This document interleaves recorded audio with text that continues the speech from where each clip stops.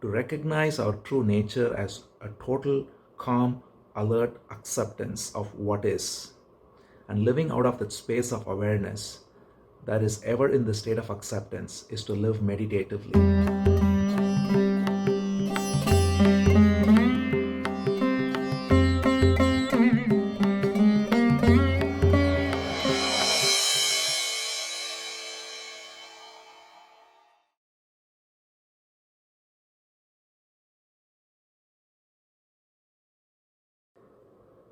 Our experience of life is simply a play of forms. The people and the objects of the world, elements of nature, our own outer body, all these are perceived as various forms through the five senses of sight, sound, smell, taste, and touch. Thoughts in the form of ideas, opinions, plans, emotions in the form of fear, anger, pride, guilt, etc. All these are also perceived in various subtle forms through the inner organ of the mind. All these forms, outer and inner, are constantly in flux, like traffic on the road. Sometimes the traffic is fast moving, sometimes it's slow, but regardless, the traffic is always moving, never static, constantly changing. This is the nature of all forms that are perceived, starting from our own body to the rest of the entire world of both outer and inner forms.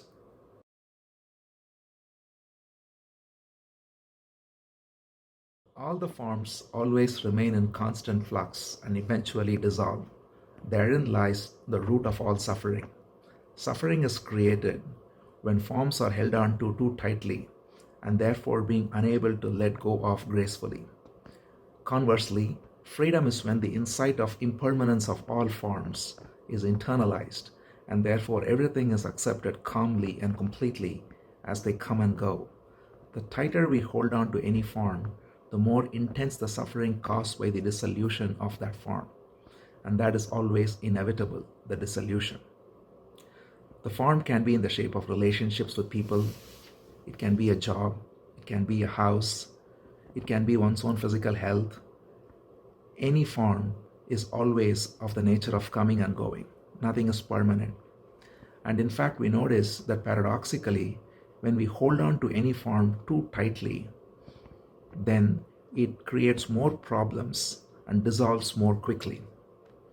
This can be very clearly seen in the case of relationships, where when we hold on to a relationship too tightly, with too much possessiveness or dependence, it causes an unhealthy attachment which sows the very seeds of its dissolution. On the other hand, when we gracefully accept every form of perception as inherently transient and therefore treat them with gratitude while they last, without desperately trying to hold on to them, that attitude naturally engenders harmonious relationships, whether it be with people, with jobs, or with one's own health.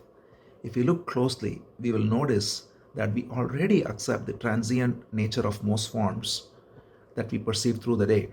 After all, we come across so many people, so many thoughts, so many feelings, and they are all naturally let go of without trying to hold on to them. But there are certain forms that we hold on to with an outsized importance, such as one's own body first, a few people around, a few opinions, a few emotions, and these tend to form the very identity or the nature of the apparent self. And when any of these forms dissolve, as they always eventually do, it creates a crisis because our very identity is challenged.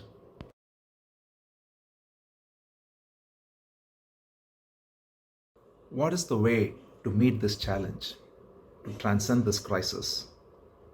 A total acceptance of every form that arises, whether it be our own body or that of people close to us, or any thoughts, emotions, feelings, however powerful.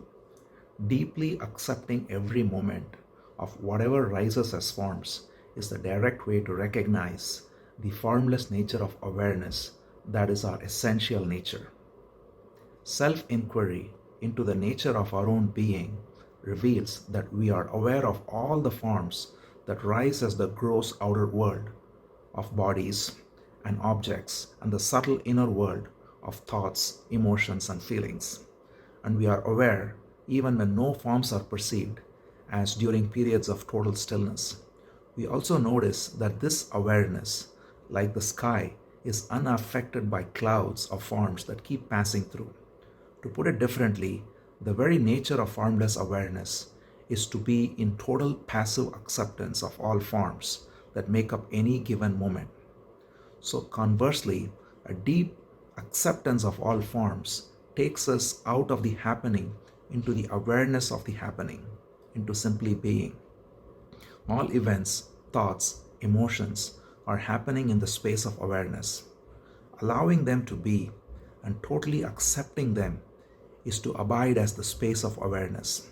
On the other hand, resistance to any kind of happenings in the moment only solidifies the separate me by dividing myself from what's happening and thereby strengthening the false individual self.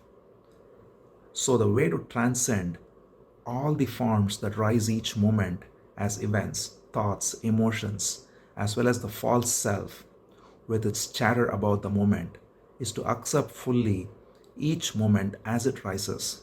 This acceptance brings about an inner silence and roots us in our unchanging, unaffected nature as awareness that is our true self. Accepting fully and acting out of that acceptance will ensure that any challenging situation is met with an appropriate response, free of any panic or worry toward what could have been, should have been, would have been, and so on. Our entire energy can then focus on the situation at hand in a state of total attention that deals with the problems most effectively. Instead of wishing that things were different from what they are, we can embrace the present moment fully, no matter what form it takes. By acknowledging and accepting it fully, we abide as the clear space, which is unaffected, unmoving, and ever peaceful. And out of our true being alone emanates an effortless creativity and intelligence that meets any situation at hand.